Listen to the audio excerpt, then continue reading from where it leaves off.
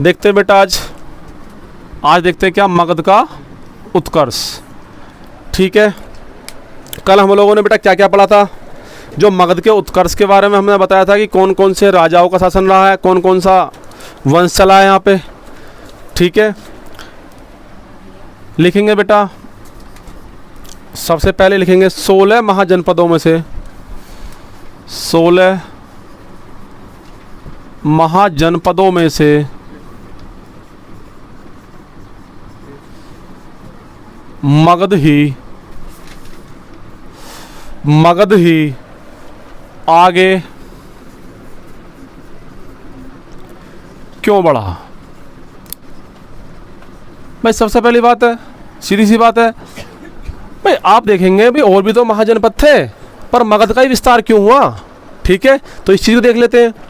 इस चीज़ में हमारे बहुत सारे टॉपिक्स जो क्लियर हो जाएंगे।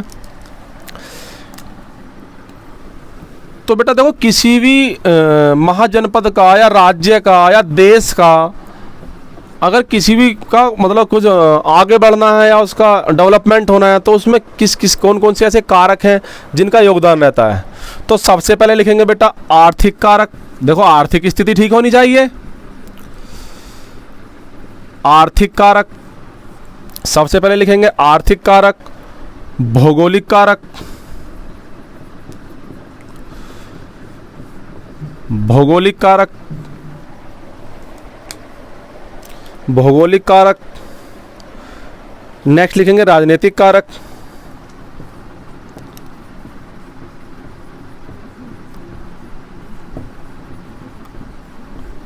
आर्थिक कारक, भौगोलिक कारक, राजनीतिक कारक,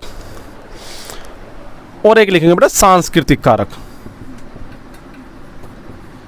सांस्कृतिक कारक। ठीक है,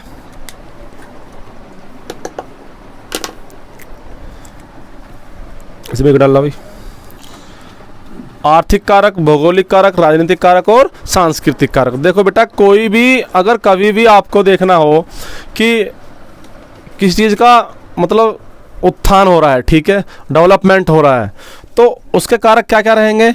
एक हमारा रहेगा आर्थिक कारक। भाई आर्थिक स्थिति ठीक होगी अगर उसकी, तो अपना भी उत्थान करेगा, सीधी सी बात है। भौगोलिक कारक, भौगोलिक कारक मतलब कैसी जगह वो वास करता है, वह स्थान कैसी जगह। मगध के बारे में देखेंगे हम, क्योंकि मगध जो था चारों तरफ से पहाड़ियों से घिरा हुआ था, कौन सी पहाड़ी से घिरा हुआ था, कैसे घिरा हुआ था, सब देखेंगे। तो भौगोलिक कारक हो गया, ठीक है। आर्थिक मतलब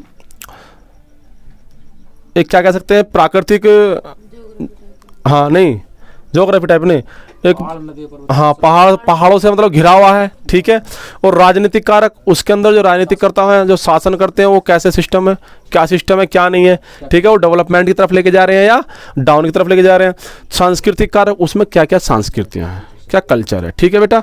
अगर हम देखते हैं तो ये सब चीज़ें हैं। तो बेटा सबसे पहले देखेंगे बेटा हम आर्थिक कारक देख लेंगे। चलो सबसे पहले देखते हैं बेटा क्या, आर्थिक कारक लिखेंगे बेटा। मगध,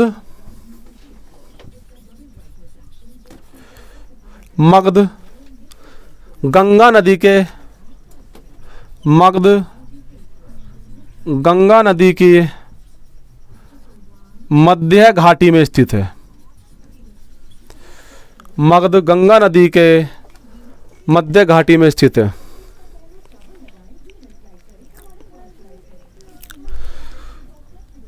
इसकी बेटा और सहायक नदियाँ भी हैं, ठीक है। इसकी अन्य सहायक नदियाँ भी हैं, लिख लेंगे। इसकी अन्य सहायक नदियाँ भी हैं, गंडक, हाँ जी, गंडक, सोन और पुनपुन।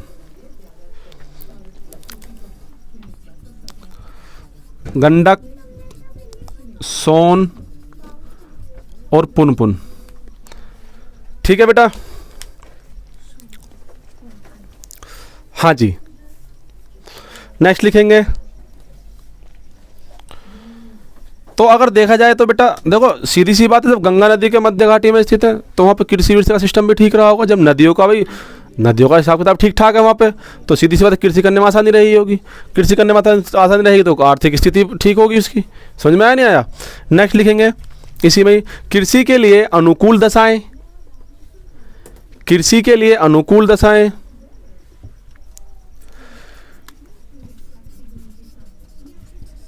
कृषि के लिए अनुकूल दशाएं। ठीक है बेटा,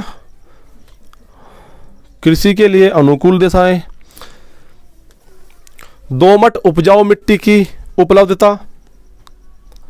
दोमट बेटा उपजाऊ मिट्टी होते, दोमट जो होते, ठीक है, दोमट उपजाऊ मिट्टी की उपलब्धता।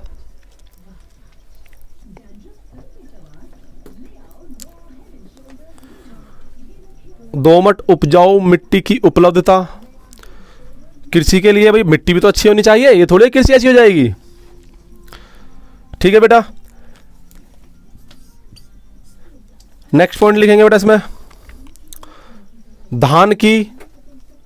धान की रोपण विधि से, धान की रोपण विधि से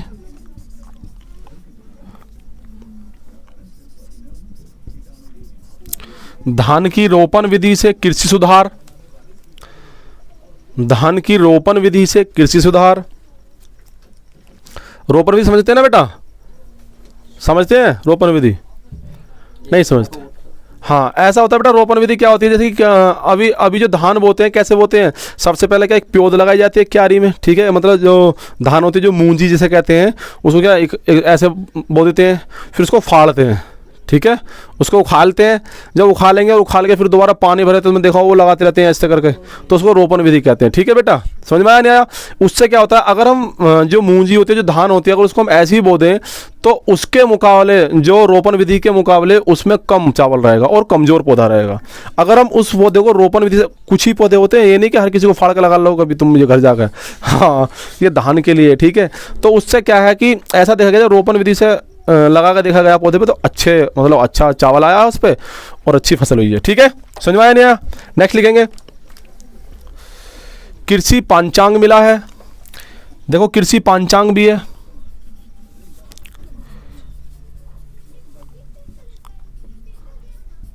कृषि पांचांग मिला है। कृषि पांचांग का मतलब क्या है? जैसे कि अब पांचांग देखते हैं, पांचांग तो नाम सुना होगा आपने, भाई सुना नहीं है? जैसे कि अब तुम अपने नक्षत्र दिखाने जाते हो, जी देखियो जरा मेरे नक्षत्र, या मेरे शादी का मुहूर्त बनना, या मेरा शादी ना हो रही, या मेरी नौकरी लग रही, तो पांचांग में देखते हैं वो कि हाँ जी आप तुम्हारे नक्षत्र बिगड़ रहे हैं, देखते हैं। तो इसी तरह से क्या है, कृषि का पांचांग मतलब किस टाइम से किस टाइम तक कौन सी फसल बोनी चाहिए, किस टाइम को कितना पानी लगना चाहिए, मतलब कृषि के बारे में पूरी डिटेल। ठीक है, कृषि पांचांग मिला है, उपलब्धता।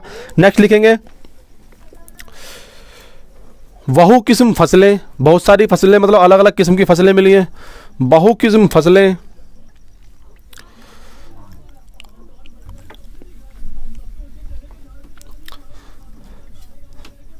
बहु किस्म फसलें। नेक्स्ट लिखेंगे, लोहे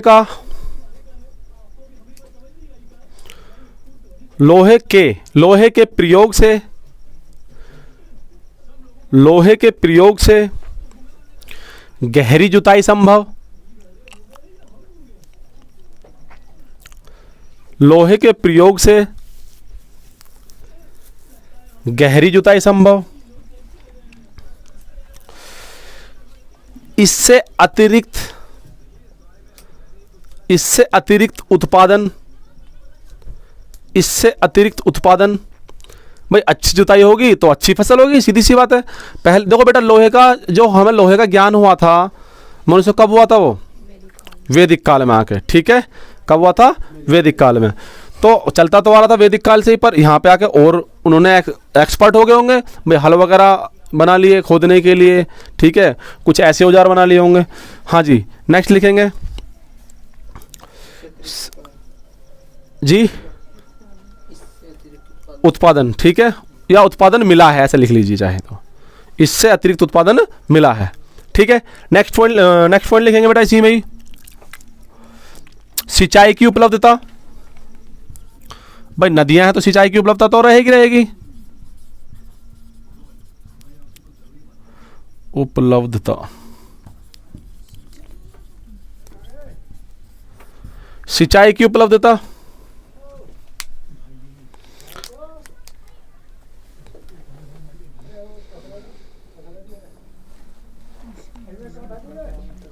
ठीक है बेटा।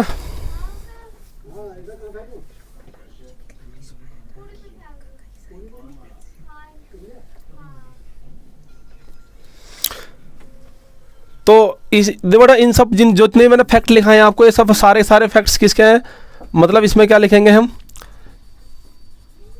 लिख लेंगे बेटा, नीचे लिख लेंगे चाहे तो, लेकिन कृषि के उत्पादन में वृद्धि, पता चलता है सीधी सी बात है इनसे, कृषि के उत्पादन में वृद्धि।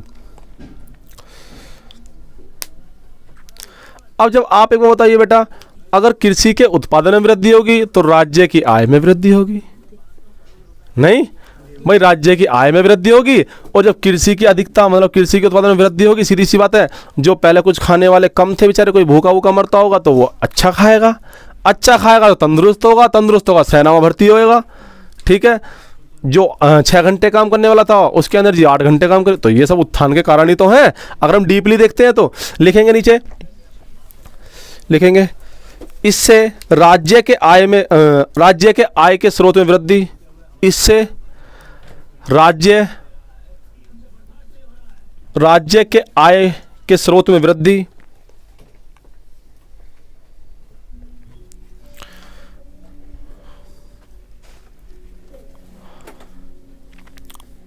राज्य एवं प्रशासनिक व्यवस्था, इसी में लिखेंगे बेटा, राज्य एवं प्रशासनिक व्यवस्था, राज्य एवं प्रशासनिक व्यवस्था सुदृढ़ सुदृढ़,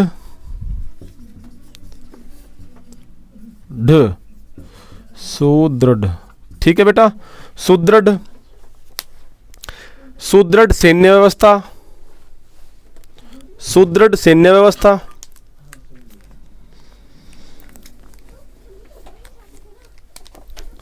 ठीक है बेटा। एक तो ये हो गया, दूसरा लिखेंगे इसी में ही, सिर्फ कृषि के बारे में बता रहा हूं बेटा मैं, कृषि से क्या क्या इफेक्ट पड़ सकते हैं एक आर्थिक कारकों में, ठीक है। नेक्स्ट लिखेंगे भोजन आपूर्ति, भोजन आपूर्ति,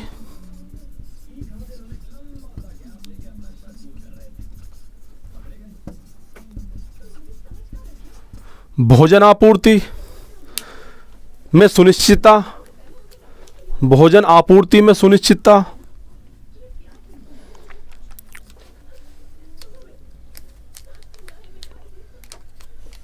ठीक है। मैंने आपको बताया जैसे कि अगर भोजन की आपूर्ति होगी तो बेटा क्या होगा भाई, लोग ठीक ठाक रहेंगे, दिमाग भी ठीक ठाक काम करेगा। अगर भूखेगा इंसान को तुम काम पे लगा तो क्या दिक्कत हो जाएगी, ना हो जाएगी उसको तो बेचारे का भूख भी मन रहेगा।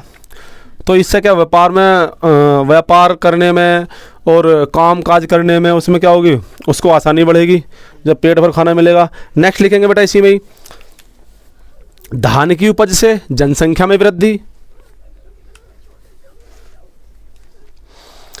धान की उपज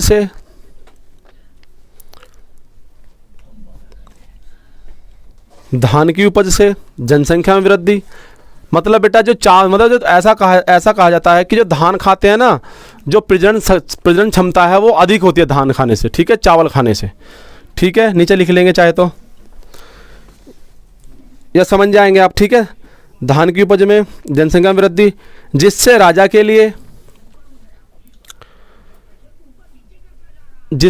के लिए सैन्य शक्ति का मजबूत होना, सैन्य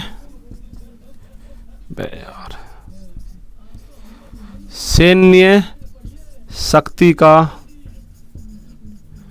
मजबूत होना, ठीक है बेटा।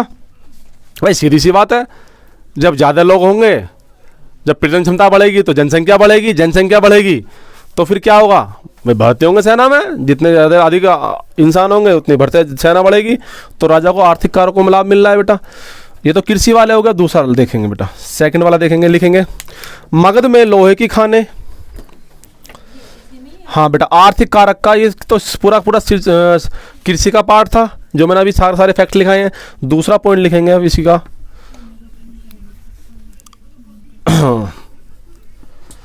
मगध में लोहे की खाने, लोहे की खाने, तांबे की खाने, तांबे की खाने तथा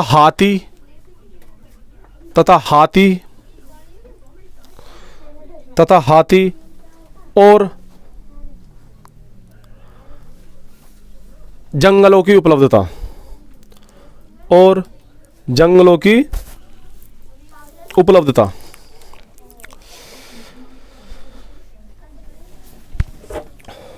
ठीक है बेटा। अब देखो बेटा, सीधी सी बात है, देखो भाई लोहा मिल रहा है, तांबा मिल रहा है, हथियार बना सकते हैं आसानी से। हथियार बनाएंगे तो ये भी तो एक आर्थिक स्थिति ठीक होना है। दूसरी बात, हाथी मिल रहे हैं यहाँ पे, हाथी से क्या होगा, सेना मजबूत होगी। भाई डरते आते हैं, हाथियों की सेना होती नहीं है, तूने फिल्मों वगैरह में देखी होगी, ठीक है। हाथियों से क्या हुई, सेना मजबूत हुई। और क्या है बेटा, जंगल। भाई जंगलों से क्या मिलेंगी, जब अधिक जंगल होंगे तो क्या अधिक अच्छी लकड़ी प्राप्त होगी, लकड़ियाँ, ठीक है, कुछ भी बना सकते हैं लकड़ियों से। समझ में आया नहीं आया जी? चाहे लिख लेंगे नीचे,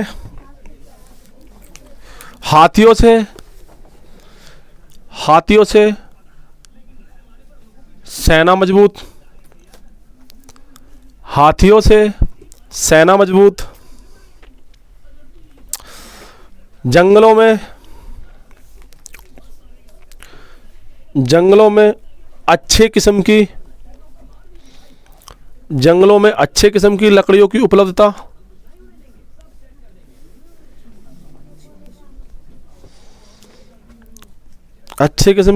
उपलब्धता, जिससे व्यापार वाणिज्य में वृद्धि होगी, या ऐसे लिख सकते हैं जिससे लकड़ी के व्यापार वाणिज्य में वृद्धि होगी, जिससे लकड़ी के व्यापार वाणिज्य में वृद्धि। ठीक है बेटा, व्यापार वाणिज्य में वृद्धि, ये हो गया। तीसरा फैक्ट लिखेंगे, बेटा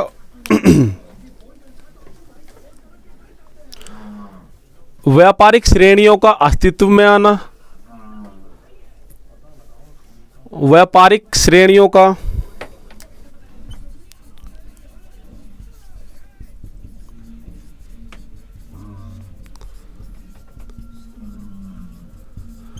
अस्तित्व में आना।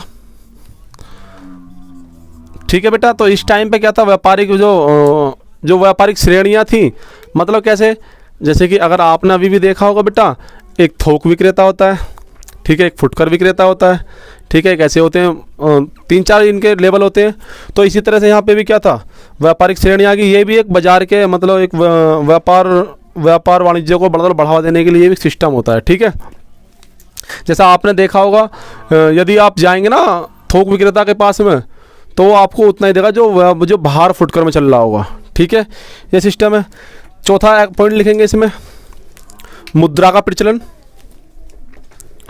मुद्रा का प्रचलन, आहत सिक्के चले थे बेटा, ठीक है, मुद्रा का प्रचलन, क्या कहते थे इनको, आहत सिक्के, आहत सिक्के।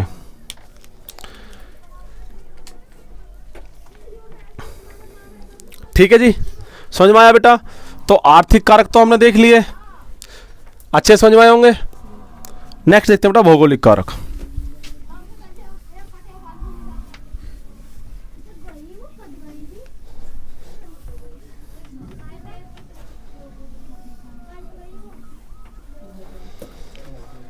क्या देखेंगे बेटा हम, भौगोलिक कारक।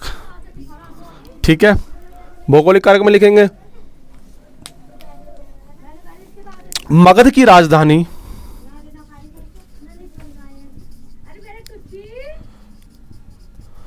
मगध की राजधानी एक सुरक्षित जगह थी।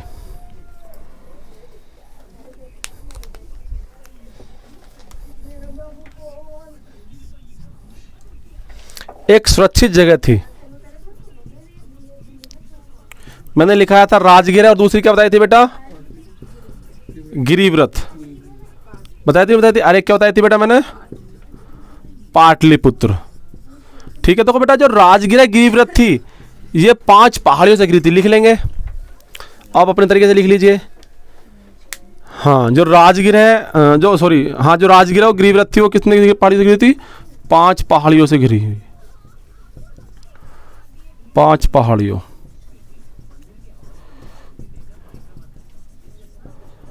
5 पहाड़ियों से घिरी। ठीक है,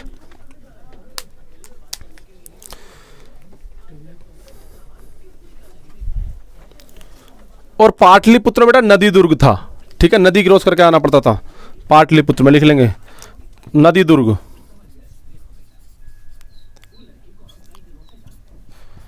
नदी दुर्ग।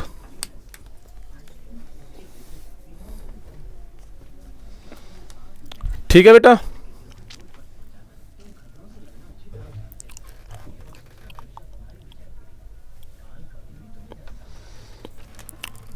दूसरा पॉइंट लिखेंगे बेटा इसमें। दूसरा पॉइंट लिखेंगे नदी जलमार्गों का अस्तित्व में आना या नदी जलमार्गों का आधिपत्य। नदी जलमार्गों का आधिपत्य। नदी जलमार्गों का आधिपत्य मतलब उसका यूज कैसे कैसे हुआ है। ठीक है, जो नदी जलमार्गों का प्रयोग एक किस्म का। सबसे पहले लिखेंगे बेटा यातायात के रूप में।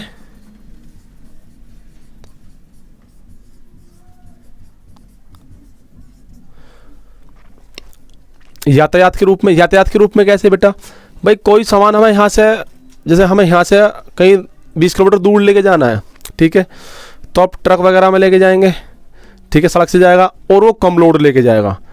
ठीक है, अगर ट्रक के जितना हमारा ट्रक होता उसी अनुसार एक नाव हो, नदी की स्थिति ठीक ठाक हो। ऐसा ना हो कि नदी कम गहरी हो और ट्रक के मुकाबले में तो नाव बैठा दो, ठीक है, तो डूब जाएगी। तो मतलब ठीक ठाक हो अपना नॉर्मल। मतलब कहने का मतलब ये है कि जो हमारा जो सड़क द्वारा हम परिवहन करेंगे और जो नदी के द्वारा परिवहन करेंगे उसमें क्या अंतर आएगा। ठीक है, एक तो कमजोर लगाना पड़ेगा। ठीक है, लोड ज़्यादा जाएगा, माल ज़्यादा जाएगा। ठीक है, और टेंशन भी नहीं है। रास्ते में तो इनको बेचारों को ऐसे लूट लग रहे, चोर वोर भी मिल सकते हैं और नदी में कम मिलेंगे, मिल तो जाएंगे। नेक्स्ट लिखेंगे बेटा व्यापारिक परिवहन। व्यापारिक परिवहन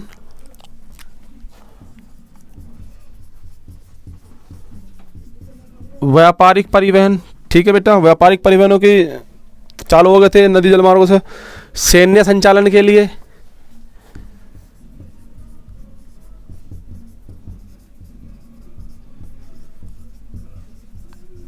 सैन्य संचालन के लिए। ठीक है, तो इस चीज में किसका बेटा नदी जलमार्गों का बहुत बड़ा योगदान रहा है। ठीक है, तो भौगोलिक कारकों में आता है, सीधी सी बात है।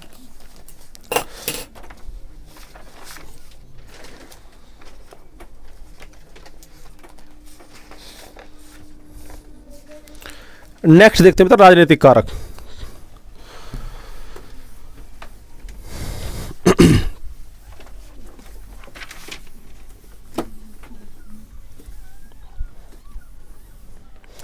राजनीतिक कारक।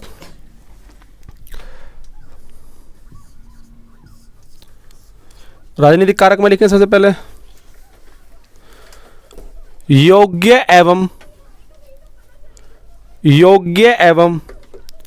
महत्वाकांक्षी। योग्य एवं महत्वाकांक्षी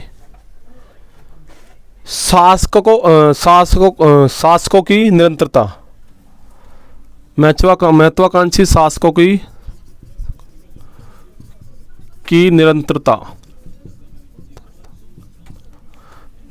ठीक है बेटा, मतलब कहने का क्या है, देखो सीधी सी बात है। अगर कोई राजा ऐसा होगा भाई योग्य होगा, जैसे आज एक राज कर रहा है, वो अपना उत्थान में लग रहा है पूरा। ठीक है, मामला ठीक हो रहा है तो राज्य बढ़ेगा, सीधी सी बात है। अब कल को एक ऐसा राजा बैठ जाए जो पियक्कड़ हो, ठीक है, जनता में मार हो जाए गाड़ी करके, नहीं, और जब मार हो जाए तो फिर कहाँ जाएगा, सीधी सी बात है भाई। जनता कर देने से कमज़ोर होगी, हर तरह से कमज़ोर होगी, राज्य कमज़ोर होगा तो बेकार हो जाएगा। ठीक है, जैसे कि अभी हमारा देश भी चल रहा है, सब चीज़ों को बेकार जा रहा है। ठीक है, नेक्स्ट लिखेंगे विभिन्न प्रकार की कूटनीतियों का प्रयोग।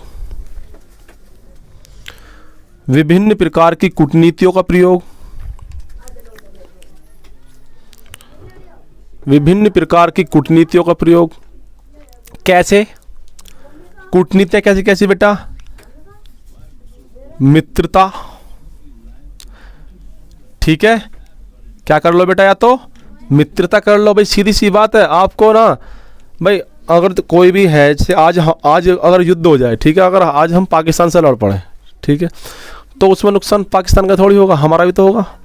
भाई सेना उधर की ही मरेगी, इधर की ही मरेगी। और जब मरती है सेना तो क्या उसका आर्थिक स्थिति, राजनीतिक स्थिति, सारी स्थितियों पर प्रभाव पड़ता है, सीधी सी बात है। तो जो ज़्यादातर जो देश रहते हैं एक दूसरे से मित्र बन के इसलिए तो रहते हैं, कोई ऊंच नीच हो जाती है तो थोड़ा कर लेते हैं कन्वेंस। तो क्यों करते हैं? क्योंकि अगर लड़ाई होती है तो दोनों तरफ का बेटा मामला ख़राब है, वो भी 5-10 साल पीछे चला जाएगा, वो भी 5-10 साल पीछे चला जाएगा, ठीक है। तो सबसे पहले क्या है कूटनीति? मित्रता। मतलब अगर अपने राज्य का उत्थान करना है तो जो पड़ोसी राज्य उनसे क्या कर लो? मित्रता कर लो, ठीक है, दोस्त बना लो। दूसरा लिखेंगे वैवाहिक संबंध। वैवाहिक संबंध मतलब बेटा अगर मित्रता नहीं बन पा रही है तो विवाह कर लो उनकी रानियों से, ठीक है। भाई राजा से सीधी सी बात है, भाई राजाओं की रानियों का तो उनकी लड़कियों की शादी तो राजाओं से ही होगी। अब जब पड़ोसी राज्य से कोई नौता आएगा कि हाँ जी आपकी रानी से हमारे राजा शादी करने जा रहे हैं, तो शादी होगी ही होगी। तो और जो शादी हो जाएगी तो कौन अपने दामाद को मारने बैठा, लड़ने बैठा उससे? कोई है थोड़ी। और तो और दहेज मोर मिल जाए थोड़ा बहुत, ठीक है, हाँ मिलता है बेटा, ठीक है, बताऊंगा मैं आपको जब इनके। अभी तो मैं बता रहा हूँ आपको ये पूरा ढांचा, जो इनकी कूटनीतियाँ क्या थी, क्या क्या सिस्टम था, इन पे पूरी हम चर्चा करेंगे कि मित्रता किससे हुई है, कैसे हुई है, क्यों का क्या कंडीशन बनी है, वैवाहिक संबंध किससे हुए, किस कंडीशन में और किस लिए करा गया विवाह, ठीक है, ये सब चीज़ें देखेंगे। हाँ जी,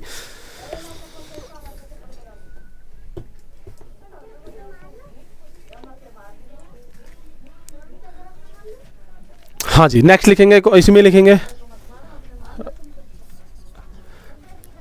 सैन्य शक्ति की सर्वोच्चता पर विश्वास।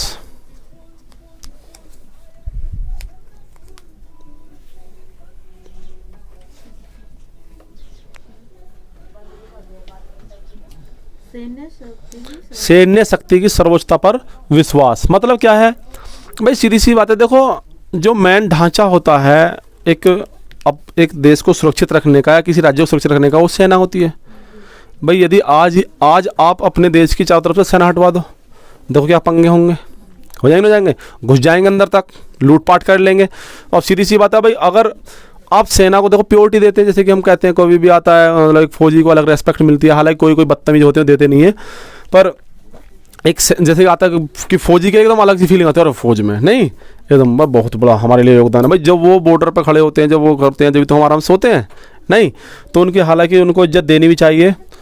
और सीधी सी बात है बेटा, अगर कोई भी देश है अगर अपनी सेना को थोड़ी प्योरिटी देगा, थोड़ी नहीं ज़्यादा प्योरिटी देगा, तो उतना ही उसका देश क्या होगा? मजबूत होगा, ठीक है। आज भी अगर पूरा देश का सिस्टम डगमगाता है ना, तो आज भी जब राष्ट्रपति शासन आपने सुना होगा, पॉलिटी में पढ़ते हैं, तो पूरा वो सेना का ही कब्जा हो जाता है, ठीक है। अगर यहाँ पर सिस्टम डगमगाता है, कहते नहीं कि राष्ट्रपति के शासन लगाओ, मांग करते हैं, जब दंगे वंगे वगैरह हो जाते हैं तो क्यों करते हैं? पूरा सेना का सिस्टम हो जाता है पूरा 6 महीने, जब तक दूसरा इलेक्शन ना हो जाए, ठीक है। ये सब राजनीतिक बातें हैं। तो ऐसी सीधी सी बात है भाई, जो हमारी सैन्य शक्ति को क्या दिया गया? अगर सर्वोच्चता पर विश्वास रखेंगे तो ठीक है कि सेना का क्या है? सबसे ऊंचा स्थान है, ठीक है। तो क्या लिखा आपने? सैन्य शक्ति की सर्वोच्चता पर विश्वास। तो मगध में ऐसे ही हुआ था, यही सारे फैक्टर यूज हुए थे, ठीक है। एक कूटनीतिज्ञ में लिख लेंगे बेटा, लिखेंगे बिंबिसार के समय, बिंबिसार के समय सुनिधि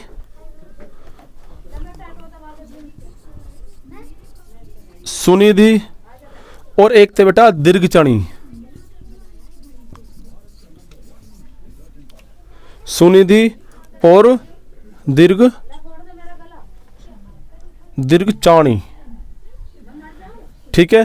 बिंबिसार के समय सुनिधि और दीर्घचाणी इनके सलाहकार थे।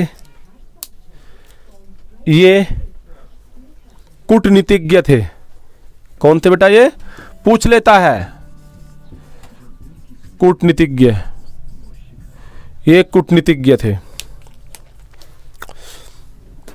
कूटनीतिज्ञ का मतलब क्या है? मतलब सलाह देते थे कि राजा साहब वो दिक्कत कर सकता है, प्रस्ताव भेज दो सारथी का, आराम से, ठीक है। शादी हो जाएगी, लड़ाई खत्म। ऐसा वो दिक्कत में चल रहा है, मित्रता कर लो, जाके हेल्प कर दो, उसकी दोस्ती बन जाएगी, दिक्कत खत्म, ठीक है। नेक्स्ट लिखेंगे,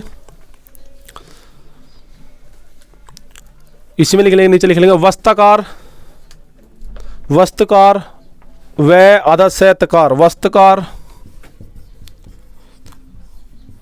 वस्त्रकार अजात शत्रु का कूटनीतिज्ञ था।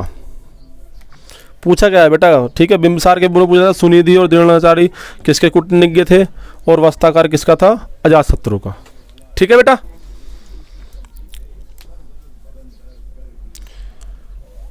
अब देख लेते हैं बेटा हम सांस्कृतिक कारण।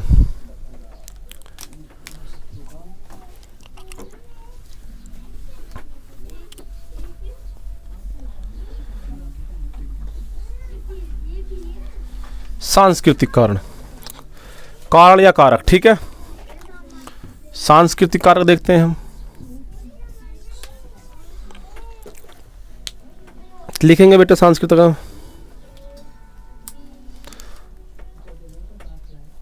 मगध का आर्यकरण अभी हाल ही में हुआ था।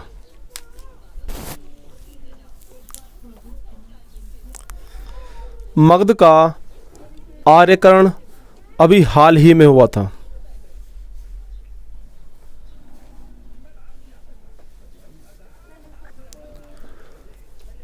मतलब क्या है बेटा, जैसे कि मैंने बेटा आपको बताया था,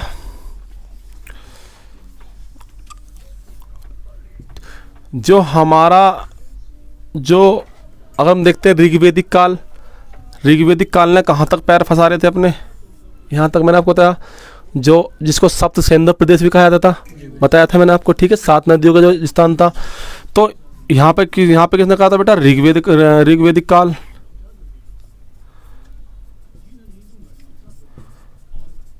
और उत्तर वैदिक कहाँ तक आ गया था, यहाँ तक, ठीक है। जो दोआब वाले क्षेत्र में, ठीक है, बताया था गंगा यमुना के बीच वाले क्षेत्र में, तो यहाँ पे क्या आ गया था बेटा, ये उत्तर वैदिक काल। अब ये बेटा यहाँ तक फैल गया था, तो यहाँ था ये मगध, ठीक है। थोड़ा इधर यहाँ था मगध।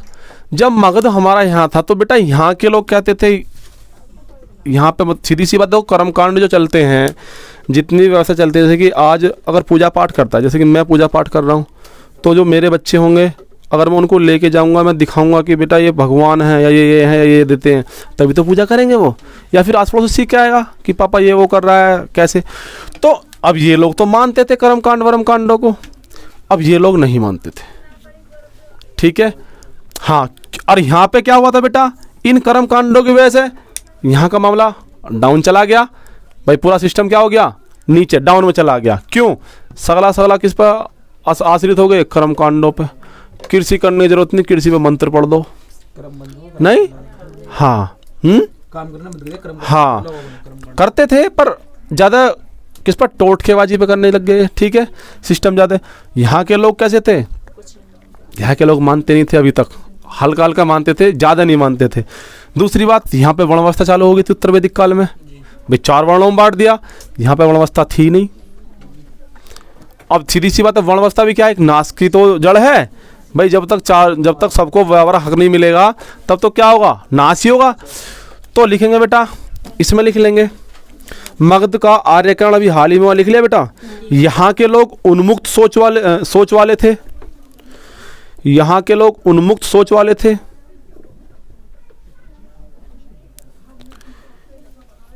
यहाँ के लोग उन्मुक्त सोच वाले थे। यहाँ पर वर्ण व्यवस्था, जाति प्रथा, छुआछूत, यहाँ पर वर्ण व्यवस्था, जाति प्रथा, छुआछूत ने अपनी पकड़ नहीं बनाई थी, ने अपनी पकड़ नहीं बनाई थी।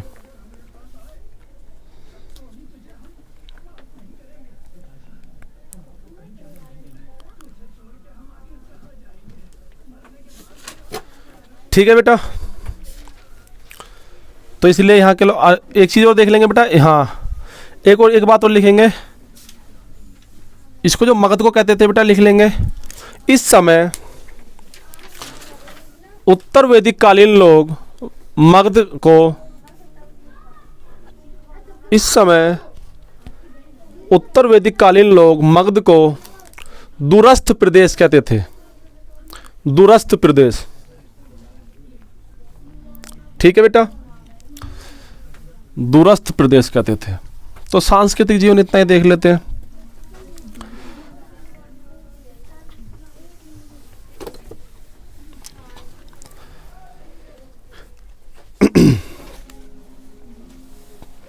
अब बेटा देखो वंश पढ़ लेते हैं, हालांकि मैंने आपको कल लिखाए थे एक बार, उनको थोड़ा डिटेल से पढ़ते हैं। सबसे पहले कौन सा था बेटा, वृद्धरथ वंश।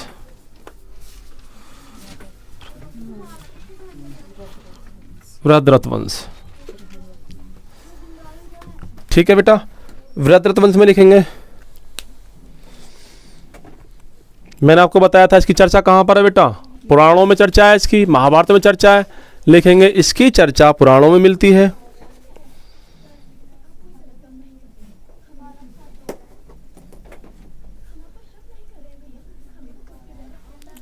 पुराणों में भी क्या लिखा मिलता है बेटा, अगर हम पुराणों की बात करते हैं, पुराणों में क्या लिखा मिलता है, लिखेंगे मगध का प्रथम शासक, मगध का प्रथम शासक वृद्धरथ था।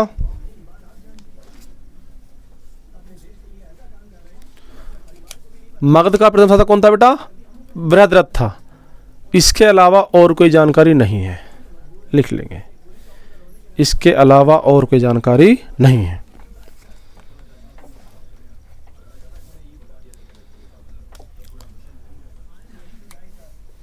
नेक्स्ट लिखेंगे बेटा हर्यक वंश। हर्यक वंश की चर्चा है,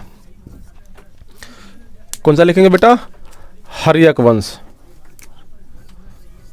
हर्यक वंश में देख लेंगे, पहले जो टॉप मोस्ट राजा रहेगा उसको पढ़ेंगे। सबसे पहला कौन था बेटा, बिंबिसार। बिंबिसार, अजातशत्रु,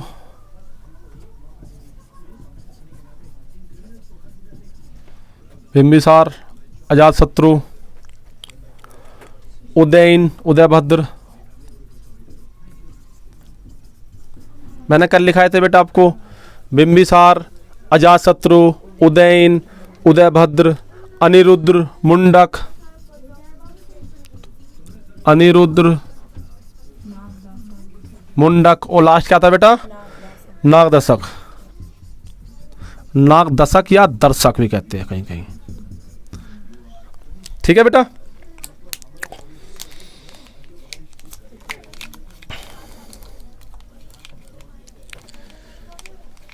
समझ में आया। सबसे पहले बेटा सबसे प्रथम वंश कौन सा माना जाता है, वृद्धरथ वंश। उसके बारे में कोई जानकारी ज़्यादा नहीं है, पुराणों में जानकारी मिलती है सिर्फ क्या था कि मगध का प्रथम वंश कौन सा था, वृद्धरथ वंश था, और जिसका प्रथम राजा कौन था, वृद्धरथ था। हर्यक वंश के बारे में देखते हैं बेटा, दूसरा वंश। हर्यक वंश में क्या मिलता है, सबसे पहला राजा कौन था, बिंबिसार, दूसरा बेटा अजातशत्रु, तीसरा उदयन या उदयभद्र, अनिरुद्र, मुंडक और नागदशक। ठीक है बेटा, तो आज देखते हैं इतना ही, और कल देखेंगे किसको पढ़ेंगे बेटा, सबसे पहले हम बिंबिसार को। ठीक है बेटा।